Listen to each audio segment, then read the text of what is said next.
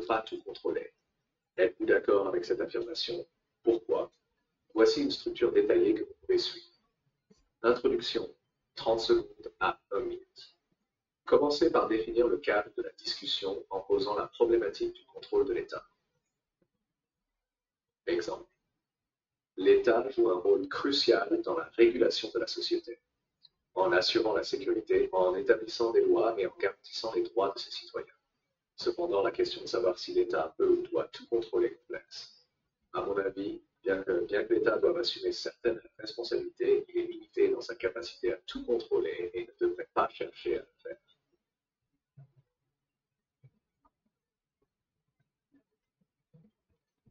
Développement, 3 à 3 minutes 30 secondes. Divisez votre argumentation en 3 points principaux pour soutenir votre opinion. Premier argument, les limites pratiques du contrôle étatique. Exemple. Tout d'abord, il est important de reconnaître les limites pratiques de l'État. L'État ne peut pas être omniprésent et omnipotent. Par exemple, dans des sociétés démocratiques, le pouvoir de l'État est délibérément limité pour éviter les abus de pouvoir. De plus, la complexité des sociétés modernes, avec leur diversité culturelle, économique et technologique, rend impossible un contrôle absolu par l'État.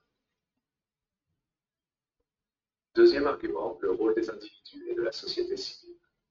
Exemple, ensuite, il est essentiel de comprendre que la société civile et les individus ont un rôle à jouer qui dépasse le contrôle de l'État. Les initiatives citoyennes, les organisations non gouvernementales, ONG et les entreprises privées peuvent souvent répondre à des besoins spécifiques plus efficacement que l'État. Par exemple, lors de crises humanitaires, ce sont souvent des ONG et des bénévoles qui interviennent rapidement, alors que les réponses de l'État peuvent être lentes et bureaucratiques. Troisième argument, les dangers du contrôle excessif par l'État.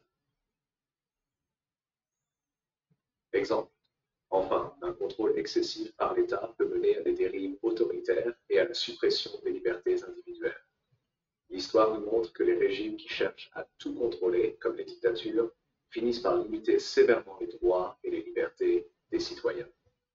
Le contrôle doit être équilibré pour garantir la sécurité sans compromettre la liberté. Conclusion, 30 secondes à 1 minute. Concluez en réaffirmant votre position tout en résumant vos arguments principaux. Exemple. En conclusion, je suis d'accord avec l'affirmation que l'État ne peut pas tout contrôler. Les limites pratiques, le rôle essentiel de la société civile et les dangers du contrôle excessif soulignent l'importance de maintenir un équilibre où l'État joue son rôle sans empiéter sur les libertés individuelles et la responsabilité collective. Un État efficace est celui qui sait quand intervenir et quand laisser les forces sociales